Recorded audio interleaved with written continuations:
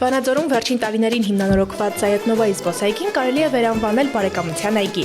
Ինչ կասեք։ Բայց չի չէ։ Գիտեմ, մտածում եք, էս ինչ հարց է բարձրաձայնում։ Իբր բոլոր հարցերը լուծել էինք, մնացել էր այգու անուն մտածեինք։ Ձեր բարձրացրած հարցին չեմ ասի այո,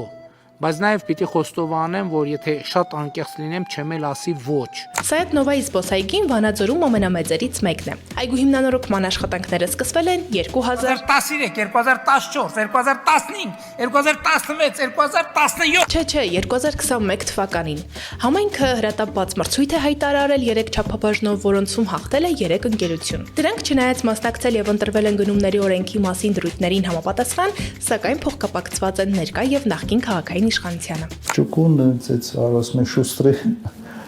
ժողովուրդ են։ Օրինակ Վանտեղմատ ՍՊ-ն, որը հիմնանորոգել է այգու շատրվաններն ու ջրավազանները, պատկանում է Վանաձոր համայնքի Մամիկոն Ասլանյան դաշինքի ավականու անդամներից մեկի հորը։ Մյուս ընկերությունը Հայմաս ՍՊ-ն, որը լուծել է այգու լուսավորության հարցը, փոխկապակցված է Վանտեղմատ ՍՊ-ին։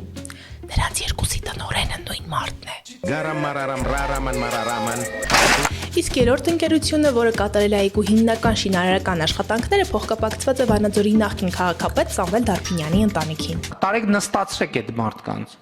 Էս ինչ ձև է։ Հիմա ես չեմ, դուք եք։ Իսկական բարեկամություն չի բա։ Այս թեմայի մասին մանրամասն կարող եք կարդալ Infocom հրապարակված հոդվածում, որի հղումը կգտնեք բիոյում։ Հետևեք մեզ, հավանեք եւ տարածեք մեր հրապարակումները, իսկ եթե հավանում եք մեր աշխատանքը, աջակցեք մեզ Patreon-ում։ Իսկ ես գնամ մտածեմ, թե ինչ անուն կսազի Մալաթիա Սեբաստիայի բակերից մեկին։